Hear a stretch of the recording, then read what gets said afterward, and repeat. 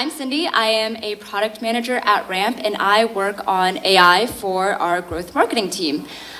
So with marketing engineering, let's start off with a definition. Essentially, I think a marketing engineer is anyone that builds the tools and the systems that the marketing team leverages. Very simple. And I think this is actually more of a recent term, but at Ramp, marketing engineers are actually not new. We've been building platforms for marketers for a while. And for example, we built a platform that let marketers spin up a custom landing page for every single ad that we ran, whether that be on Meta or in paid search, because we saw that it lifted conversion.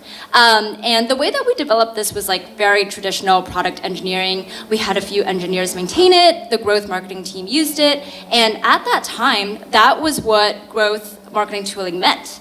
But AI happened and it became more accessible and it kind of became like the default way that we do work. And from that last example that I showed, now shipping a custom landing page is actually something that anyone at Ramp can do through a terminal, given that they have the right tools installed. So Kirby is actually our design system that we've put into an MCP that anyone can now use through terminal.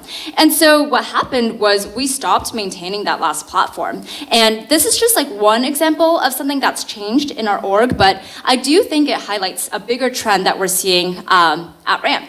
So I think marketing engineers are actually not new, but the definition has essentially shifted.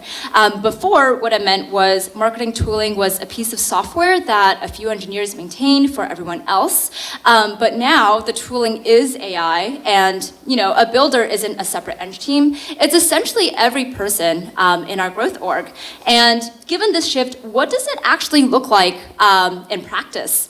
So before I get into our strategy and how we're doing this, I'll talk a little bit about how we are operating in the growth team. There's kind of two buckets here. Ooh, I see lots of phones. Great slide. There's kind of two buckets. So there's channel teams. So these are the people that are experts. And I think we take a very similar philosophy to what Nick was saying earlier. The best skills are going to be built by the people that know the domain best. And then we also have like a core growth AI team that builds the shared infra that these like channel teams and experts use to build their skills, apps, agents, etc. And it's basically like a feedback loop. These experts give us feedback, they tell us what they need, we build it for them, and this is kind of now how we operate.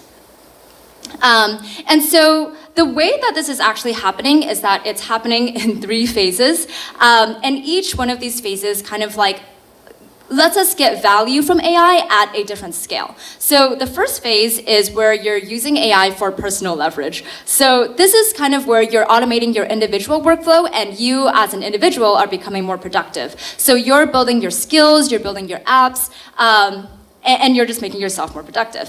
The second phase is at the workflow leverage. So this is where like agents coordinate end-to-end work and workflows, and at this stage, teams become more productive. And then the last phase is around system leverage. So this is how we make growth teams get smarter over time. And we'll dive more into each of these phases. But this is kind of the approach that we are taking. So to dive into the first one, this is personal leverage. This is where people automate the individual tasks that they already do. And I think at Ramp, we've seen kind of like 2 buckets of methods be effective for this. And it's a lot of actually like enablement and change management work. So the first bucket are things that are like push methods. So these things kind of like force people to start using AI and seeing what's possible. So we had an internal leaderboard, which I'm sure a lot of you guys have like seen and tried. And I'll emphasize that like that leaderboard was never meant to communicate the value that we were getting from AI. It was more of a push for people to just like start using it. We also had like top-down mandates. Our career ladder now encompasses AI. So these are pushes.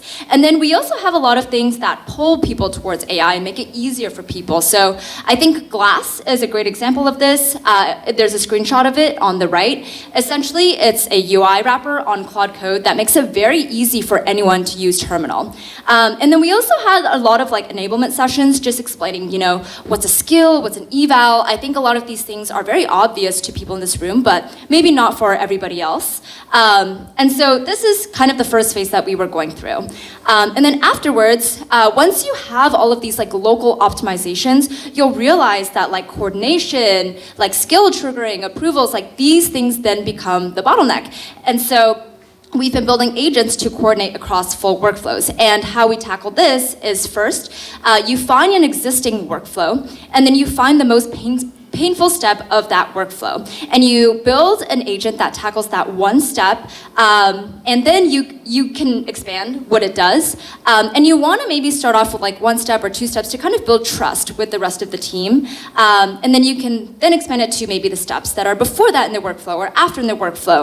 And I think at Ramp, like a lot of the examples that fall in this bucket are very like cross-functional requests, like PMMs requesting meta ads, or even like the sales team requesting event budget to host like client dinners or take them to games. And so yeah, this is the second phase that we are going through. And then the last phase that I'll talk about is kind of system leverage. So the first two phases were more focused on getting teams to become more efficient, whether that's like yourself or team-wide. But then you want to start thinking about like, okay, now we have all these agents from phase two. How do you make them like better and smarter and make better decisions over time? And I think a lot of this kind of looks like making sure you're giving agents like the right data and the right contexts to take actions off of. So this might look like, setting up the infra to store all of the experiments that you've run in growth. So like the hypothesis for a meta campaign, the creative, and then the results, not just at the meta level, but like much more down funnel at the SQL level too. Or taking gong calls and competitive research and, formatting all of that in a way that is very digestible for AI. So yeah, this is system leverage, and these phases don't need to be sequential. They can be in tandem, but it just is a good framework for us to think about it in. Cool, so those are the three stages that we are kind of thinking of, and I want to emphasize that at each stage, like both the channel teams, so the experts, and the core growth AI team are marketing engineers. We're just kind of building different things at each phase to support each other, and I think this kind of forces us to learn about each other's worlds. And I think this kind of goes into a great quote that our CEO said a few months ago when we were all kind of onboarding onto AI and learning it for the first time. He said, "The barrier wasn't technical skill, it was sitting down, feeling dumb for a couple hours, and pushing through." The people furthest along with AI weren't the most technical, they were the most willing to start. And I think that's very true for marketing engineering as well. I think the people furthest along in marketing engineering aren't necessarily like the best marketers, or they're not, like the best engineers. They're the marketers that sat down and took the time to like learn about AI, or they're the engineers that took time to learn about marketing. What are the channels? What are the levers? What are like the right MCPs to build?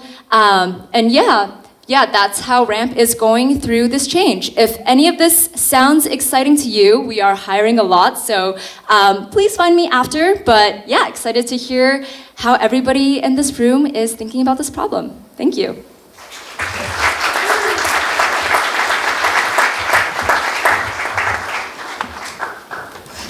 Thank you, Cindy.